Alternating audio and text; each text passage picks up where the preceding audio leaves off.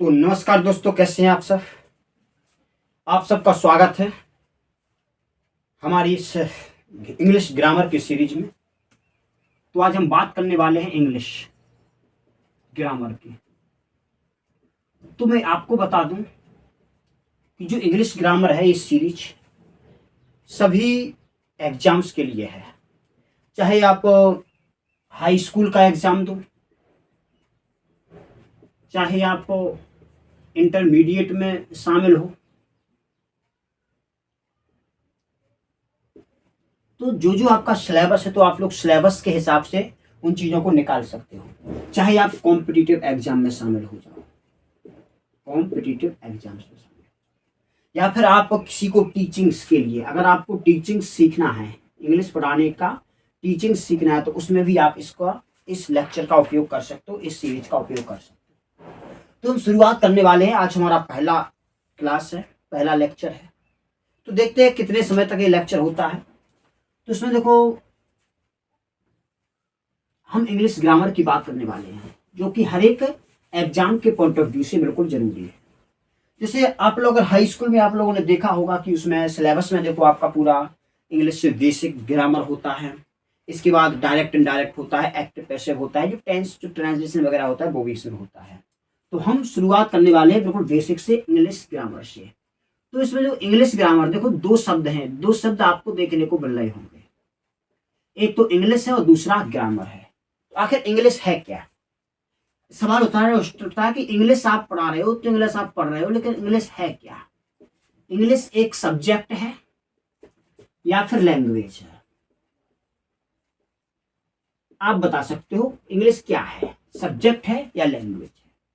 तो अधिकतर लोग, जब तक ये ऑप्शन ना दिए जाए तब तक लोग इसको सब्जेक्ट मानते हैं, लेकिन ये एक्चुअली क्या है? इंग्लिश एक लैंग्वेज है। अब बात आती है कि सर, जो सब्जेक्ट है और जो लैंग्वेज है, इनके बीच में डिफरेंस क्या होता है? इनके बीच में डिफरेंस यानी अंतर क्या होता है? हम किस बात पर इनके बीच अंतर निकाल सकते हैं, कैसे समझ सकते हैं कि ये सब्जेक्ट है और ये लैंग्वेज है? देखिए, जो सब्जेक्ट है इसको हम लिख सकते हैं, समझ सकते हैं, व्हाट, इनको हम स्पीक नहीं कर सकते, इसको हम बोल नहीं सकते, और जो लैंग्वेज होती है, तो इसको आप समझ भी सकते हो, पढ़ भी सकते हो, लिख भी सकते हो और बोल भी सकते हो। ठीक है, बोल भी सकते हो। जैसे कि इसमें सब्जेक्ट में कोई चीजें आती हैं, जैसे साइंस एक सब्जेक्ट है, हिंदी, उर्दू लैंग्वेज है, तमिल लैंग्वेज है, फ्रेंच लैंग्वेज है, जर्मन लैंग्वेज है, फिजिक्स लैंग्वेज है, ज्योग्राफी लैंग्वेज है। इसके बाद और भी जैसे कई सारे सब्जेक्ट होते हैं, वो सारे के सारे आपके सब्जेक्ट हो जाएंगे, विषय हो जाएंगे, और आपका ये भाषा हो जाएगी। तो क्योंकि आप इनको बोल नहीं सकते। जैसे अगर कोई पूछे कि पानी, तो पानी को आप जल ही कहोगे ना। यहाँ पर साइंस में आप H2O थोड़ी कहोगे। गणित में कोई पूछे, जैसे मैथमेटिक्स भी एक आपका सब्जेक्ट होगा, मैथमेटिक्स भी आपका एक सब्जेक्ट है। अब आप सब्जेक्ट में आप अंकों से बात कैसे कर सकते हो? 3 4 5 6 लाओ, दैट इज नॉट पॉसिबल। तो ये था हमारा इंग्लिश। तो इंग्लिश एक भाषा है। भाषा सब्जेक्ट से इस प्रकार से अलग है कि भाषा को हम बोल सकते हैं, बट सब्जेक्ट को हम बोल नहीं सकते। सब्जेक्ट का अपना कोई ग्रामर नहीं होता है, भाषा का अपना एक ग्रामर होता है। अब बात आती है ग्रामर। सर, ग्रामर होता है तो ग्रामर है क्या? ग्रामर कहते किसे हैं? एक्चुअली ग्रामर किसे कहते हैं? तो ग्रामर वह विज्ञान है। तो ग्रामर एक ऐसा विज्ञान है जो हमें किसी भी लैंग्वेज को, यानी भाषा को सही से लिखना, बोलना, समझना सिखाता है। That is language. यह भाषा है। इस चीज को ध्यान रखना, आप इसको बखूबी से ध्यान रख सकते हो। अब बात करेंगे हम, तो इंग्लिश क्या है? इंग्लिश एक लैंग्वेज है।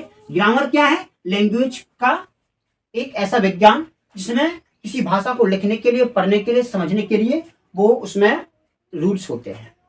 तो बगैर ग्रामर के हम किसी भी भाषा को, तो लैंग्वेज अगर है तो लैंग्वेज को विदाउट ग्रामर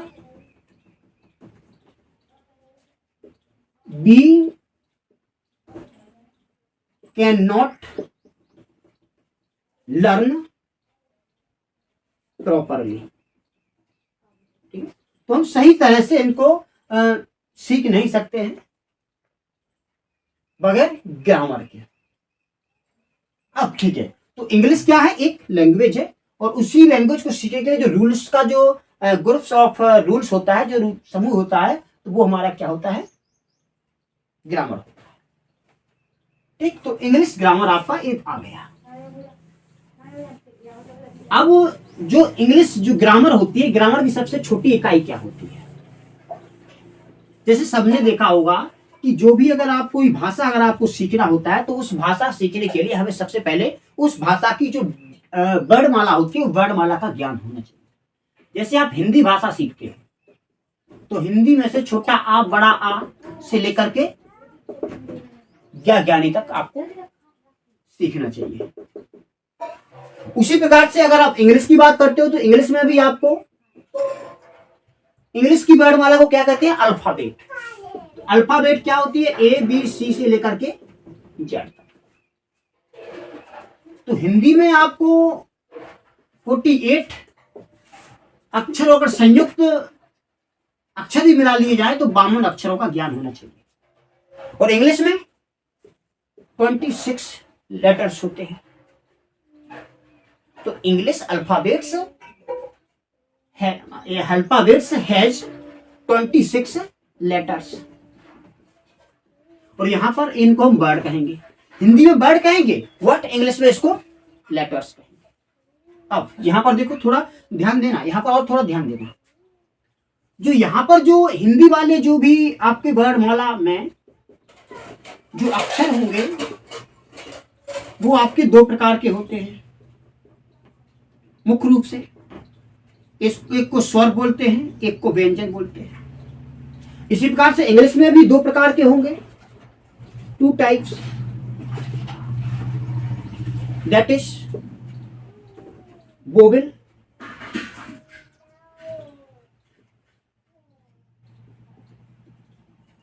एंड कंसोनेंट्स। तो वोवेल्स और कंसोनेंट्स ये भी होते हैं। तो मेरा आपको मकसद हिंदी सिखाना नहीं है। हिंदी आप लोग ऑलरेडी जानते होंगे। अगर आप यहां पर आए हो तो अंग्रेजी सीखने के लिए आए हो, तो हिंदी का ज्ञान होना चाहिए। हम बात कर रहे हैं इंग्लिश की। तो इंग्लिश में सबसे छोटी इकाई क्या होती है? तो इंग्लिश की सबसे छोटी इकाई क्या होती है? लेटर्स। और जो अल्फाबेट होती है, अल्फाबेट में कुल कितने लेटर्स होते हैं? 26 लेटर्स होते हैं। कहां से कहां तक होते हैं? ए से लेकर के जेड तक। आई होप आप सबको जो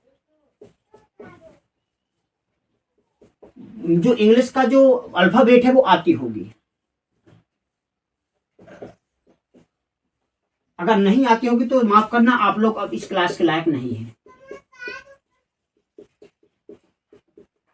ए B C D E F G H I J K L M N O P Q R S T U V W X Y Z. तो 26 लेटर्स आपके हो जाते हैं। अब इनमें से जो कुछ अक्षर होते हैं, जैसे ए, ई, ओ, यू और आई, ये अक्षर आपके वोवेल्स कहलाते हैं। वोवेल्स कहलाते हैं, इसको हम स्वर बोलते हैं। बाकी के जो अक्षर बचे हुए इसके अलावा B, C, D, F, G, H, J, K, L, M, N, P, Q, R, S, T, V, W, X, Y, Z. ठीक है, तो ये जो अक्षर है इसके आपके क्या कहलाएंगे, ये आपके कॉन्सोनेंट कहलाते हैं। क्या कहलाते हैं? कॉन्सोनेंट कहलाते हैं। बट एक बात है, जो आपका एक अक्षर इसमें होता है वाई, वाई कई बार आपको वोवेल्स में भी मिल जाएगा, कई बार आपको कंसोनेंट्स में भी मिल जाएगा। क्यों? तो एक शब्द होता है बी बाई बाई, इसको आप कैसे लिखते हो? बाई, उसमें बड़ी ई आ रहा है। एक होता है डब्ल्यू ए के, वाई ए के, तो याक, या यात्री का क्या होता है? एक कॉन्सोनेंट होता है। That is track in the first chapter. If you don't understand this track, so you are not able for the examination, that is competition and high school and intermediate। जो करेक्शन वाले जो questions आते हैं, sentence आते हैं, तो जान यहीं पर फेंकता है सबसे ज्यादा। तो इनको हम एक प्रकार से सेमी वोवेल्स के सेमी कॉन्सोनेंट्स के नाम से जानते हैं। किसको? वाई को। किसको? वाई को। आई होप यहां तक चीजें समझ में आ रही हूँ। अगर आपको हमें केवल ABCD आपको सिखाना पड़े तो आप लोग मेरी क्लास के लायक नहीं हो, जाओ कहीं और जाओ, या कक्षा 1 में एडमिशन करवा लो, वहां पर आपको टीचर बड़ी आराम से हाथ करके आपको सिखा सकता है।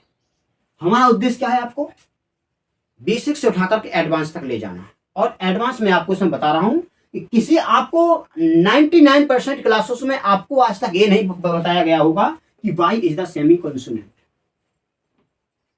और वोवेल या सेमी वोवेल्स।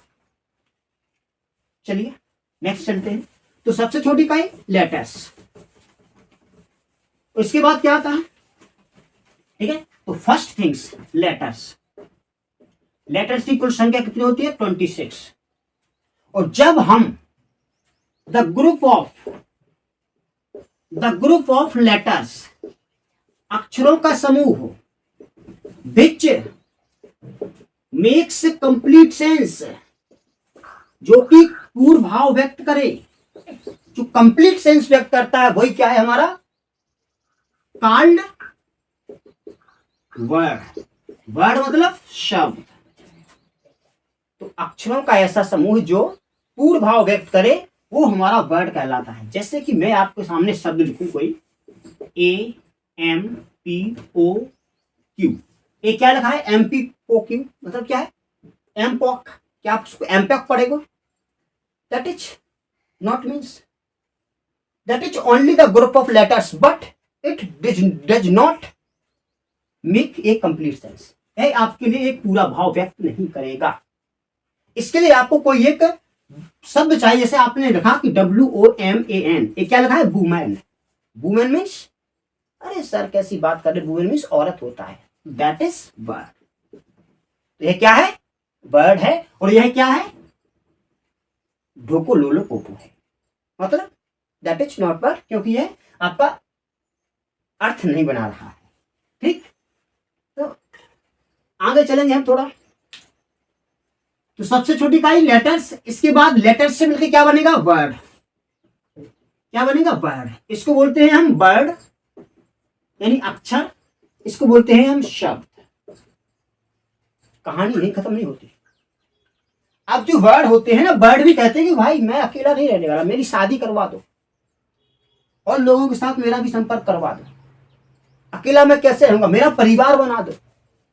तो हम वही परिवार बनाने वाले हैं। और परिवार बनाने के साथ हम क्या करेंगे? अ ग्रुप ऑफ वर्ड्स, शब्दों का समूह, विच एक्सप्रेस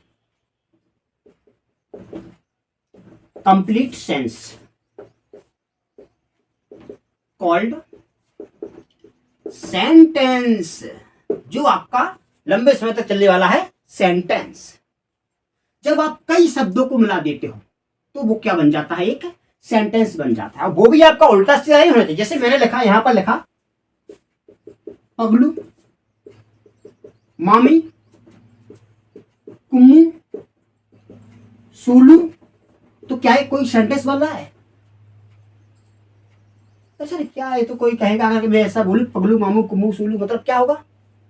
कोई कहेगा ये पागल पागल कोई बोल रहा है। तो that is not sentence. Sentence क्या बनेगा? जैसे कि मैं आपको अंगूर दे रहा हूं, मतलब मैं आपको अंगूर दे रहा हूं। अरे सर पूरा वाक्य मैं समझ पा रहा हूं। तो जो वाक्य आप समझ पा रहे हो, जिसमें आपको पूरा कंप्लीट सेंस निकल के आ रहा है, दैट इज सेंटेंस। तो this is Hindi. In case of English also followed that rules. अंग्रेजी वाले केस में भी यही रूल्स दोहराया जाना चाहिए। जैसे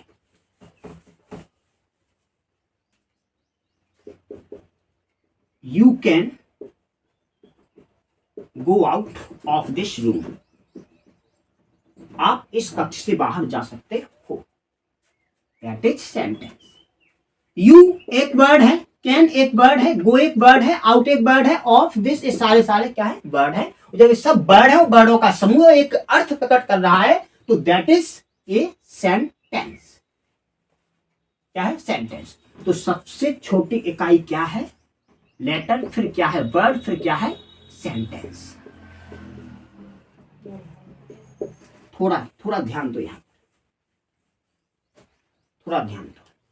कई लोग ज्ञान पेलने आ जाएंगे बीच में, कई लोग ज्ञान बांटने आ जाएंगे कि सर आपने सिर्फ लेटर्स बता दिया, वर्ड्स बता दिया और डायरेक्ट सेंटेंस क्यों बताया? इसके बीच में भी कुछ आता है। बिल्कुल आता है। इसके बीच में देखो फ्रेज भी आता है, इसके बीच में क्लॉज भी आता है। बट मेरे भोंदू बच्चों, मेरे भोंदू स्टूडेंट्स, ये जो आता है तो ये एक लेवल पर आएगा। जब हम उस लेवल पर पहुंचेंगे, और वो लेवल कौन सा होगा? जब हम डायरेक्ट इनडायरेक्ट को कवर करने के बाद, एक्टिव पैसिव को कवर करने के बाद, ट्रांसफॉर्मेशन ऑफ सेंटेंसेस को कवर करने के बाद, हम सिंथेसिस ऑफ सेंटेंसेस की बात करेंगे। तो उसके पहले उसका बेसिक समझने के लिए फ्रेज एंड क्लॉजेस का बात करेंगे। फ्रेज मतलब होता है वाक्यखंड और क्लॉज का मतलब होता है उपवाक्य। समझ रहे हो? फ्रेज मतलब होता है शब्दों का कुछ समूह। जैसे ए ओल्ड मैन, ए ओल्ड मैन, एक बुरा आदमी, that is phrase. That is phrase. अब बात करते हैं क्लॉज की। जैसे मैंने उससे कहा कि, आई टोल्ड हिम दैट। तो ये पूरा पूरा क्या हो जाएगा आपका? क्लॉज हो जाएगा। एक क्या हो जाएगा आपका? क्लॉज हो जाएगा। क्या हो जाएगा आपका? क्लॉज हो जाएगा। अब क्लॉज क्यों कह रहे हो? बिकॉज दिस इज क्लॉज, क्योंकि इसके आगे हम कोई भी वाक्य जोड़ सकते हैं। जैसे मैंने उससे कहा कि भाड़ में जाओ, go to hell, you go to hell. तो क्या है, जो भी चीजें हैं वो हम यहां पर जोड़ सकते हैं।